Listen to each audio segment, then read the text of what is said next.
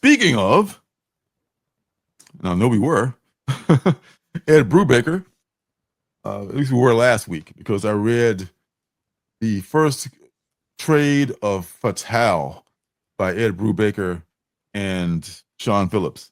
And I was just blown away by how good that was, and how I've been hearing people say how good Sean Phillips and Ed Brubaker were as a writing and drawing duo, and I just had not, checked it out yet. So I was going through this collection, and look at this in Image First, these dollar reprints that they do, which are pretty cool, because unlike the true facsimiles, which are like a recreation of previous books, these are just like a dollar versions of stuff that can just fill you in. You can just like buy this and like, oh, what's up with blah blah blah, this world. Here's a dollar version of it. Get started on it, and it might inspire you to go seek those back issues or subscribe to current issues. This is the world of Ed Brubaker and Sean Phillips, and it talks about all the stuff they've done up to this point, and it gives you like a little bit of an intro into their world. And one of the biggest things they've done is called Criminal. And the first, after the preface here, where they introduce the book, they give you a preview of the Criminal series and the characters in it. And that's another series I was not aware of, is Criminal. There was a second series of Criminal, and probably been subsequent series. But then there's something else that they talked about in here too, besides that. Which one was that? Oh, well, it's all Criminal. Oh, it's like a mixture of text and excerpts from the comic book. So it's a lot of stuff to absorb, but at least it gets you up to speed on what's going on. Incognito is another one that they've done. I know one that they've also done is Kill or Be Killed. And I haven't had a chance to read that one yet. I've got a trade of that I need to. I hope it's the first volume too. I don't have to buy another volume to get to it. Fatale, the one that I loved from last week. Fatale, I can't see how they can top Fatale. Oh, you like that one? I can't see how they can top Fatale. Fatale was just, just everything I love about comics and detective stories, and shows you all the issues of Fatale you can catch up on if you feel so inclined. Oh, look at this. Like, frankly, my dear, I don't give a damn. Very very Clark Gable. This is a dead ringer for Clark Gable. Maybe it isn't. Oh, it is Clark Gable. Oh, yeah. It's like a story involving Clark Gable and all these movie stars. So, yeah, man, what is this? This is something that you might, if you, like I am, and you love that kind of a noir kind of a thing, and Kill or Be Killed. So it's all this good stuff in here for $1. I'll buy that for $1. It's neo noir. You can probably find it in a quarter bin somewhere, or definitely at your shop for $1. No more than $1. Should you ever pay more for it than that? Go forth. Thank you. Go forth and prosper. I will, sir. All right. So another thing that I was not super aware of, or I'm not even gonna lie, I thought Rob Liefeld was the only force behind this book. So I didn't have a super interest in it. Is Prophet. I don't know where I even got this book from. It's just the first printing. I imagine it's pretty high print run. I mean, yeah, there's lots of copies of that book. I find this book in dollar bins all the time. Because this is minty fresh. This is minty fresh, like I bought it yesterday. So it's like, I don't know where I got, probably at a show somewhere, and like, Prophet again. But what I did not know about Prophet is that it was drawn by freaking Dan Panosian. I mean, it's created and written by, God help us, Rob Liefeld, but it's the pencils and inks in this book are of Dan Panosian. And how first four issues are Dan Panosian. I did not know that. Did not. And then after that, you get the great Stephen Platt. I love Prophet. Was a book that I collected as a kid. I was a huge Prophet fan. I have his first appearance, 9/8 Slab. I have multiple copies of Prophet #1. Mm-hmm. I love Prophet and I love Stephen Platt. What was his first appearance, Prophet? Youngblood #2. Ooh, okay. I didn't know that. Yeah, yes, I missed that. I was around that era, but for some reason I didn't read those books in that era. But Panosian's work is in between this work and where is it? That Marvel book. Found it right.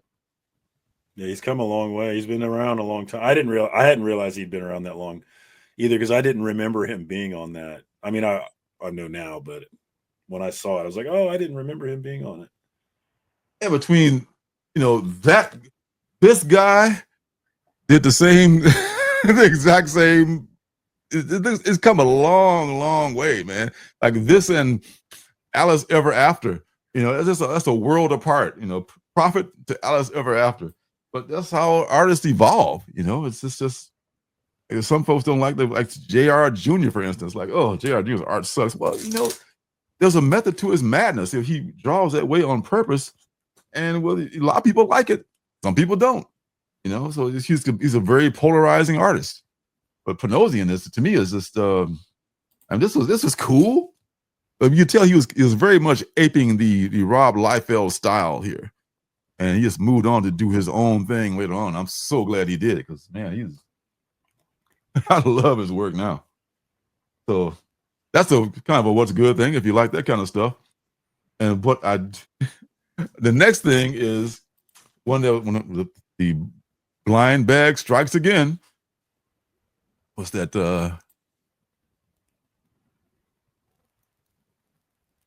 Okay. Early Platt book. Is Prophet human? I don't know. You know a lot about that character. I think so. If I remember correctly, yes. Huh. My memory's not the best, though, honestly. Oh, keep on living, son. It's gonna get worse. And I quite a review in 2012 when Brandon Graham took it. Okay, I didn't know that either. All right. Yeah. So with the blind bag thing, which I also did, and unbagging of my final blind bag books on last Saturday night. If y'all were there, y'all got a chance to check that out. One thing that came in the blind bag was this Battle Beast #2, which is not out yet, but this special version, the special advanced edition, if you will, is ultra rare. Don't you know? Don't you know? Oh, y'all, is #2, and in #2, we get into never before seen Battle Beast story, which is he's in the ship that he's commandeered and killed everyone aboard and became the master of. Him and the AI are constantly like jousting back and forth about how they can outsmart one another. And the AI is guiding him allegedly to a galaxy where he can fight these people, get his battle in, and eventually get his much wanted death by battle.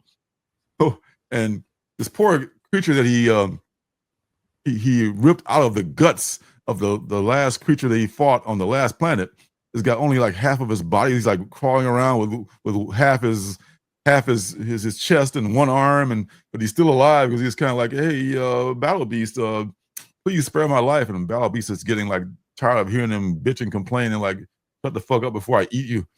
And he's just sitting there. Battle Beast is eating up all the bodies of things that he has killed and sustaining himself. And so this little half a guy talks Battle Beast into going to his home where he can maybe get like a prosthetic body so he can repair himself. And he is apparently some royal. He's a member of royalty. He wants to go back home, and he doesn't want to go back looking like this. I want to get fixed up so I can look good for my people. So, and then Battle Beast said, all right, what the hell? I got nothing else to do. And once they arrive at this planet where this poor little guy lives, he finds out that Battle Beast finds out that there's going to be a tournament. It's going to be like it's like this death match, called the Blood Games. And so he said, Blood Games, man, yeah, let's do this. So he's like into the Blood Games, and of course he annihilates everyone in the Blood Games in the first few rounds. And then the last guy is like this ginormous fucking creature. It was that guy on the left there, just like, you know what? He has the same desires as Battle Beast. He wants to fight to the death until he achieves his death. I guess this is a common thing in this universe. And that goes on for a while. And once that match is actually defined, there are people who are looking for Battle Beast, and they call, I guess, the Galaxy cops, and the cops have this plan surrounded, and the AI is like, "Yeah, it was me that ratted you out, Battle Beast. Fuck you, I hate you, Battle Beast." And that's where it ends right there. It's like I love the back and forth between the AI and Battle Beast. This is so much. Oh my god.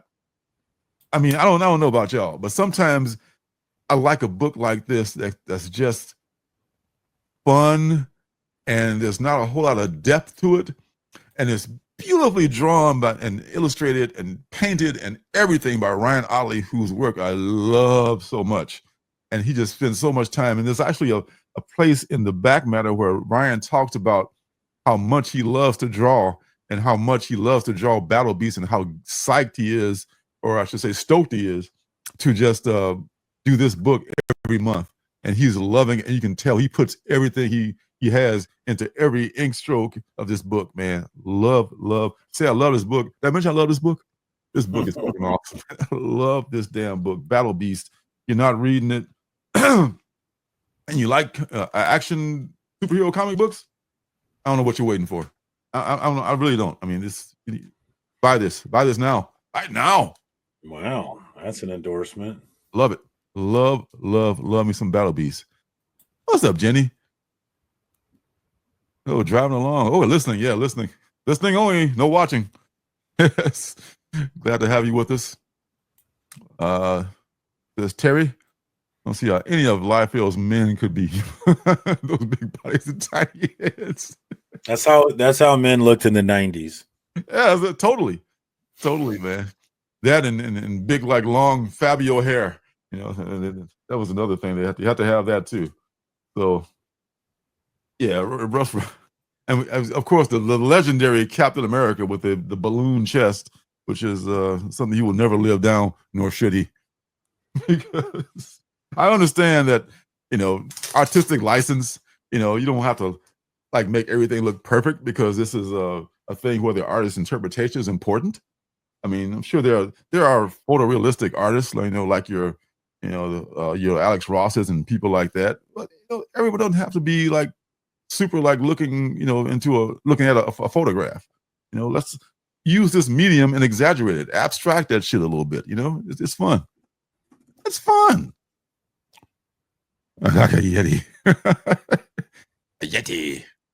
A manscape. Last book we're going to talk about is from Peter Milligan. It's also a Mad Cave joint. It is The Pale Knight.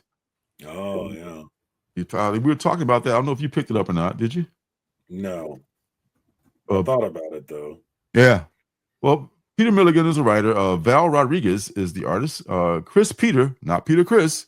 Chris Peter is the colorist. And Dave Sharp is a letterer on here. And it is the year of our Lord 1349 when this takes place. And this nobleman and his squire are on this ship coming from the Americas.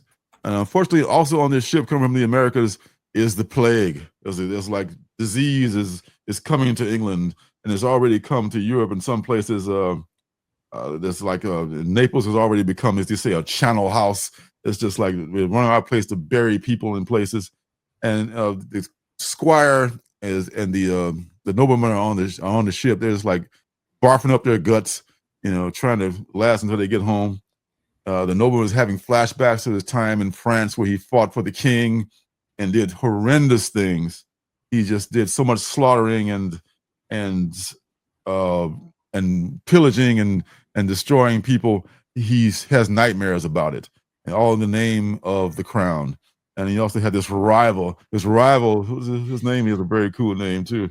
Sir Maurice Bouchon. Sir Maurice Bouchon is his rival. He was like talking all nasty about the nobleman's wife and shit like that. He's treading on delicate ground here. So we see that these guys are going to be rivals. So, and his squire is kind of I don't trust his squire. His squire is like, the guy who might just kind of turn you in and rat you out when things get rough. His squire is like all down with the killing for the crown and all that. Meanwhile, the nobleman is just like, I question this. This is not good. And when he arrives home to the nobleman arrives home with the squire to his homestead, passing bodies in the street and everything, and it's not the same place that he left. His wife gives him the bad news that his son has the plague, and his son is near death. His son is he's covered in sores and it's disgusting, and the nobleman is just broken. He's just like, wow, how can this be? The poor kid there, like, laying in bed, covered in sores and shit like that. And he kneels down and just prays to God, like, God, please, I know that I've done wrong. I know that I'm not the best guy, and I know that I've done things that I regret. Please take me, basically take me and let my son live. And of course, well, what did you say now? Let's make a deal. Out of nowhere appears Death. And Death's like, we can make a deal. So Death confronts him with this deal, and it's up to him whether he will make this decision to sacrifice himself. Does he trust Death, to save his son? It's a question of what will you do, to save your son? And that's what it comes down to. And this what we have to find out later on in Pale Knight #2, which is coming up next month, which I think I might check it out, because Peter Milligan really knows how to write a book. I mean, he's done a lot of really good series in the past, and I will be here for this one. And speaking of which, last week's penultimate book is also previewed in this book, Endless Night.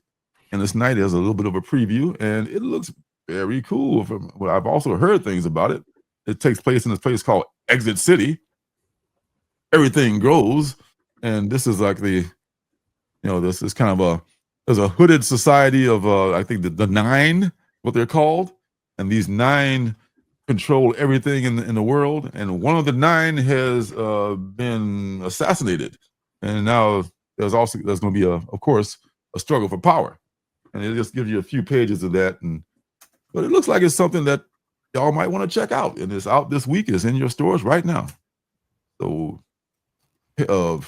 by effect, Endless Night, check that out. It's going to be good. I haven't read it yet.